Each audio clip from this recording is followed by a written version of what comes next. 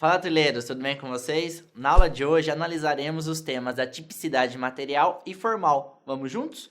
Os legisladores, ao escolherem determinados bens jurídicos como aptos a merecerem a tutela penal, preocuparam-se logicamente apenas com as lesões ou ameaças de expressiva relevância. Entretanto, as descrições gerais e abstratas do Código Penal acabam por impossibilitar que tal preocupação esteja clara na norma. Assim, o jurista Luiz Luise, ao comentar sobre o tipo penal, asseverou que sua composição abarcava um sujeito cuja conduta omissiva ou comissiva provocava lesão a um bem jurídico tutelado pela lei.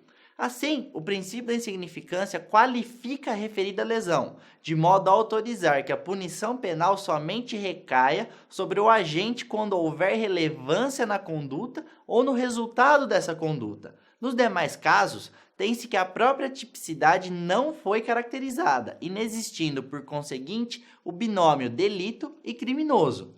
A abstração das leis penais decorre do fato de que, no período iluminista, a sociedade temia os arbítrios praticados anteriormente, uma vez que, na ausência de previsibilidade jurídica, penas cruéis e severas eram impostas aos indivíduos em desrespeito ao princípio do devido processo legal.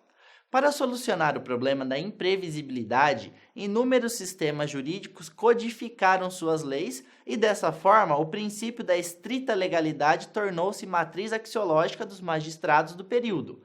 Aos juízes, caberia apenas ler a lei e aplicá-la aos casos concretos, sem que um exercício interpretativo fosse realizado. Entretanto, a manutenção da estrita legalidade provocava o encarceramento de pessoas que haviam praticado crimes de reduzida lesividade para a vítima ou para a sociedade, sendo exemplo o furto de uma caixinha de fósforo, objeto cujo valor patrimonial é diminuto.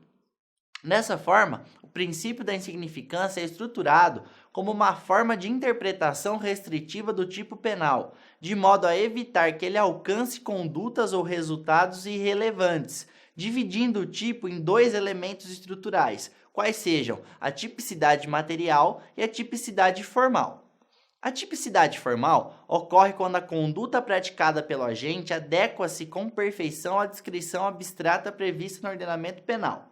Ressalta-se ainda que a tipicidade formal é composta pela conduta, pelo resultado naturalístico, pelo nexo de causalidade e pela compatível subsunção do fato à lei. Em outras palavras, a tipicidade formal é o juízo de subsunção entre fato e norma, ou seja, verificar se o fato da vida real se amolda ao tipo previsto na lei penal.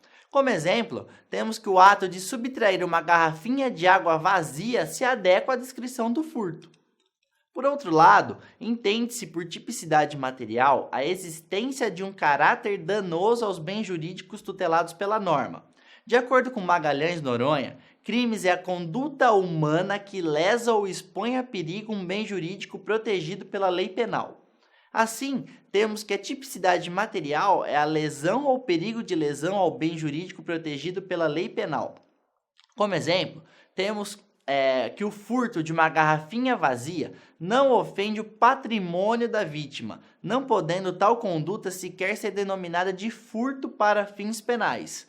Em síntese, o princípio da insignificância rompe com a tipicidade material do fato, tornando a conduta atípica, não podendo falar que o agente praticou um crime, posto que sua conduta é irrelevante. Bom, galera, é isso por enquanto. Um abraço, bons estudos!